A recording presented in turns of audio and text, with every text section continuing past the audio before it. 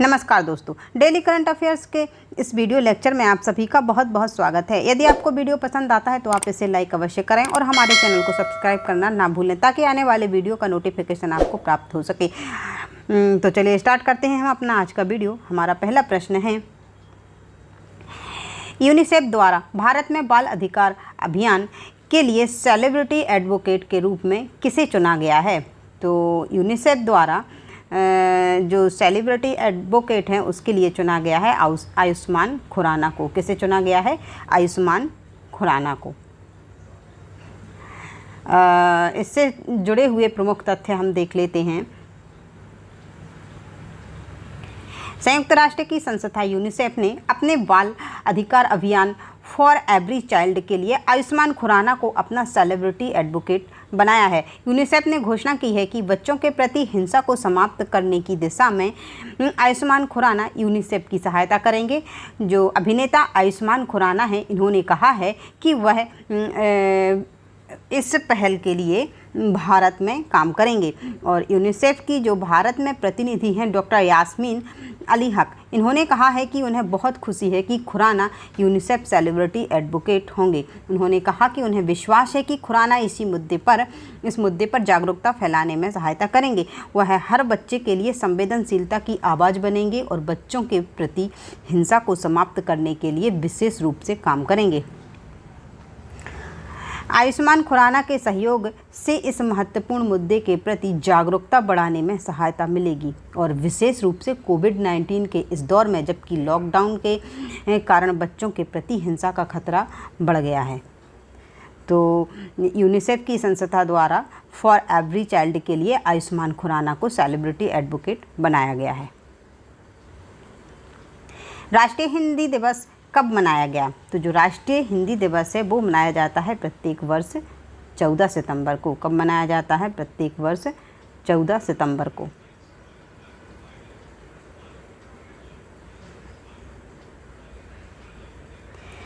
चौदह सितंबर को पूरे देश में हिंदी दिवस मनाया जाता है। जो 14 सितंबर 1949 को संविधान सभा में हिंदी को राजभाषा का दर्जा दिया गया था और 1953 से प्रति वर्ष 14 सितंबर को हिंदी दिवस के तौर पर मनाया जाता है। और पहली बार जो हिंदी दिवस है वो 14 सितंबर 1953 में मनाया गया था और तब से प्रत्येक वर्ष मनाया जा रहा है। भारतीय संविधान के भाग 17 अध्याय की धारा 343 1 में बताया गया है कि जो राष्ट्र की राजभाषा हिंदी और लिपि देवनागरी होगी। क्योंकि जो यह निर्णय है ये 14 सितंबर को लिया गया था, इसी वजह से जो 14 सितंबर का दिन है वो हिंदी दिवस के रूप में घोषित किया गया। जो हिंदी है, हिंदी दुनिया की चौथी सबसे अधिक बोली जाने वाली भाषा है।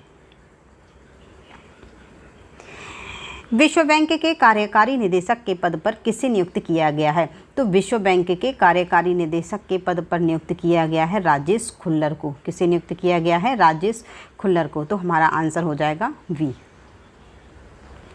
हरियाणा सरकार में मुख्यमंत्री के प्रधान सचिव के तौर पर कार्यरत IAS अधिकारी राजेश खुल्लर अब वॉशिंगटन DC में विश्व बैंक को अपनी सेवाएं देंगे और वे वहां पर कार्यकारी निदेशक के तौर पर कार्य करेंगे। उनकी जो यह नियुक्ति है वो 3 साल के लिए की गई है। वह भारत, बांग्लादेश, श्रीलंका और भूटान से संबंधित मामलों का प्रतिनिधित्व करेंगे। विश्व बैंक में 25 ऐसे कार्यकारी निदेशक पूरे विश्व से नियुक्त होते हैं, जिनमें से राजेश खुल्लर एक हैं। और वर्ष 1988 बैच के IAS अधिकारी राजेश खुल्लर हरियाणा और केंद्र सरकार में कई महत्वपूर्ण पदों पर अपनी सेवाएं भी दे चुके हैं। प्रशासनिक सेवाओं के अलावा लेखन के क्षेत्र में भी खुल्लर ने काफ़ी काम किया है। जो राजेश खुल्लर हैं, इन्होंने किस देश ने फर्जी सूचनाओं के खिलाफ असोल चीनी अभियान शुरू किया है? तो ये देश कौन सा है? ये देश है बांग्लादेश। कौन सा देश है? बांग्लादेश। सोशल मीडिया प्लेटफॉर्म पर फैलने वाली अफवाहों और नकली समाचारों की जानकारी रखने के लिए बांग्लादेश सरकार ने एक विशेष अभियान शुरू किया है जिसका नाम है असोल चीनी, जिसका अर्थ है असली चीनी। इसके लिए एक डिजिटल प्लेटफॉर्म दरबार विकसित किया गया है और जो इसमें प्रत्येक संघ, जिलों और वार्डों से 2 एम्बेसडर के नाम दर्ज करने के लिए विकसित किया गया है ये जो डिजिटल प्लेटफॉर्म दरबार है। और ये एम्बेसडर लोगों के बीच इस तरह की शरारती गतिविधियों से जुड़े खतरे के बारे में लोगों को जागरूक करने के लिए जिम्मेदार होंगी। तो जो असोल चीनी अभियान है वो किस देश के द्वारा चलाया जा रहा है? बांग्लादेश सरकार के द्वारा। इमामी लिमिटेड कंपनी ने किस अभिनेत्री को अपना नया ब्रांड एम्बेसडर नियुक्त किया है? तो जो इमामी लिमिटेड कंपनी है इसने जूही चावला को अपना नया ब्रांड एम्बेसडर नियुक्त किया है। तो हमारा आंसर हो जाएगा सी। क्रीम पाउडर जैसी त्वरित उपभोग वाले उत्पाद बनाने वाली कंपनी इमामी ने शुक्रवार को कहा है कि उसने अपनी स्वास्थ्य देखभाल उत्पादों की नई बोरोप्लस श्रृंखला के लिए बॉलीवुड अभिनेत्री जूही चावला को ब्रांड एम्बेसडर बनाया है। और जो इमामी है इसकी निदेशक हैं प्रीति ए सुरेखा।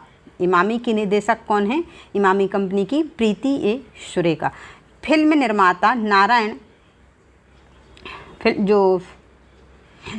निर्माता नारायण सी के इनके निर्देशन में जूही चावला के अभिनय वाला एक टीवी विज्ञापन सितंबर के मध्य से सभी चैनलों पर प्रसारित किया जाएगा।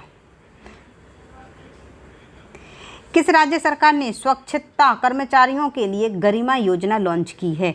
तो ये राज्य सरकार है ओडिशा की।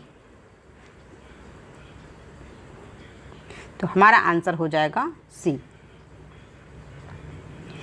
ओडिशा के मुख्यमंत्री नवीन पटनायक द्वारा गरिमा नामक एक नई योजना शुरू की गई है जिसका उद्देश्य देश में कोर स्वास्थ्य कर्मियों की आर्थिक सुरक्षा और सामाजिक प्रतिष्ठा सुनिश्चित करना है। जो गरिमा योजना है इसके तहत लगभग 20,000 कोर सुरक्षता कार्यकर्ताओं और उनके परिवारों के साथ लगभग 1 लाख आबादी को योजना का लाभ मिलेगा। और गरिमा योजना राज्य आवास और शहरी विकास विभाग द्वारा ओडिशा के सभी 114 स्थानीय निकायों में लागू की जाएगी।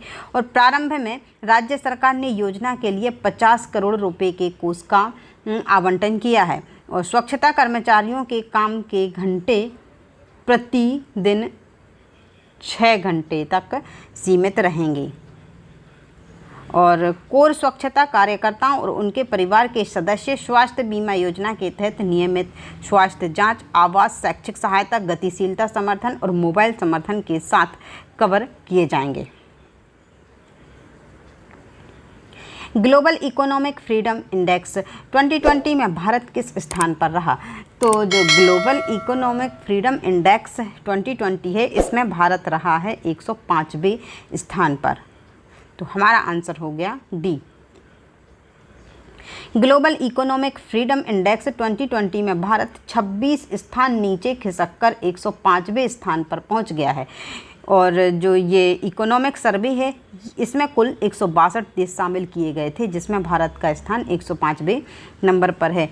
और इस जो इंडेक्स है इसका मतलब है कि भारत में आर्थिक कारोबारी गतिविधियों के मामले में आज़ादी पहले से कम हो गई है। जो 2019 की रिपोर्ट है उसमें भारत 79वें स्थान पर था, लेकिन अब ये 105वें स्थान पर आ गया है। रिपोर्ट के मुताबिक भारत में वैश्विक स्तर पर व्यापार की स्वतंत्रता, फाइनेंस, श्रम और व्यवसाय के रेगुलेशन जैसी कसौटियों पर भारत की स्थिति अब बहुत अच्छी नहीं रही, जिसके कारण रैंकिंग गिर गई है और यह 26 स्थान नीचे खिसक गया है। और जो ये सूची है इसमें पहले स्थान पर इस सूची में हांगकांग और सिंगापुर क्रमशः पहले और दूसरे स्थान पर रहे। हांगकांग पहले और सिंगापुर दूसरे स्थान पर रहे। और जो चीन है इसका स्थान है 124वां। चीन 124वें स्थान पर है। और इस सूची में सबसे नीचे है कांगो। कोरोना वायरस के खिलाफ लड़ने के लिए किस राज्य ने एक नया अभियान मेरा परिवार मेरी जिम्मेदारी चलाया है? तो ये जो अभियान है ये चलाया गया है महाराष्ट्र सरकार के द्वारा। किसके द्वारा चलाया गया है? महाराष्ट्र सरकार के द्वारा। महाराष्ट्र सरकार ने अब इस पर महाराष्ट्र सरकार ने जो कोविड-19 पर काबू पाने के लिए जनता का सहयोग मांगा है और इसके लिए मेरा परिवार मेरी जिम्मेदारी अभियान चलाने की तैयारी की है। मेरा परिवार मेरी जिम्मेदारी अभियान के तहत विभिन्न चिकित्सा टीम हैं ये गठित की जाएंगी और ये टीम है जो ये घर घर जाकर बुखार, खांसी, सांस फूलना जैसे लक्षण वाले रोगों को नज़दीकी अस्पताल में भर्ती कराएंगी और घर के सभी सदस्यों को कोरोना से पहले और कोरोना के दौरान और कोरोना के बाद की स्थिति में बचाव और उपायों की जानकारी देंगे। इसके अलावा उन्हें यह जानकारी अन्य लोगों से भी साझा करने के लिए प्रेरित किया जाएगा। तो ये जो टीम है ये अपना काम करेंगी और मेरा परिवार मेरी जिम्मेदारी अभियान का ये काम होगा जो कि महाराष्ट्र सरकार के द्वारा चलाया जा रहा है। भारत में अभियंता दिवस कब मनाया जाता है? तो जो अभियंता दिवस है वो मनाया जाता है 15 सितंबर को। कब मनाया जाता है? 15 सितंबर को। भारत में अभियंता दिवस 15 सितंबर को मनाया जाता है। प्रतिवर्ष 15 सितंबर को अभियंता दिवस के रूप में इंजीनियर्स डे के रूप में मनाया जाता है। इसी दिन भारत के महान इंजीनियर और भारत रत्न प्राप्त मोक्षगुंडम विश्वेश्वरैया या फिर एम विश्वेश्वरैया, तो मोक्षगुंडम विश्वेश्वरैया का जन्मदिन है। किस दिन? 15 सितंबर को, और ये भारत रत्न प्राप्त हैं। एम विश्वेश्वरैया भारत के महान इंजीनियर्स में से एक थे। उन्होंने ही आधुनिक भारत की रचना की और भारत को एक नया रूप दिया। उनकी दृष्टि और इंजीनियरिंग के क्षेत्र में समर्पण भारत की कुछ असाधारण उन्होंने अपना इसमें योगदान भी दिया। जो एम विश्वेश्वरैया है ये मैसूर शहर के कृष्णा राजा सागर बांध के इंजीनियर के रूप में अपनी उत्कृष्ट उपलब्धियों के लिए ये जाने जाते हैं। तो इंजीनियर्स डे कब मनाया जाता है? 15 सितंबर को, और मोक्षगुंडम विश्वेश्वरैया के जन्मदिन के दिन। निम्नलिखित में से किसने सितंबर 2020 US open men's tennis single का खिताब जीता है? तो ये जो खिताब है ये जीता है डोमिनिक थिएम ने। किसके द्वारा जीता गया है? डोमिनिक थिएम के द्वारा। डोमिनिक थिएम ने वर्ष 2020 के यूएस ओपन टेनिस टूर्नामेंट का खिताब अपने नाम दर्ज कर लिया है। डोमिनिक थिएम ने अलेक्जेंडर ज्वेरेव को हराकर यह खिताब अपने नाम किया है। यह थिएम का पहला ग्रैंड स्लैम खिताब है जिसको जीतने के बाद वह यूएस ओपन टेनिस टूर्नामेंट जीतने वाले ऑस्ट्रेलिया के पहले खिलाड़ी बन गए हैं। आज का वीडियो करते हैं हम यहीं पर समाप्त और मिलते हैं अपने कल के वीडियो में। यदि आपको वीडियो पसंद आता है तो आप इसे लाइक अवश्य करें ताकि ऐसे ही वीडियो हम आपको उपलब्ध करा सकें। वीडियो देखने के लिए आपका बहुत बहुत धन्यवाद।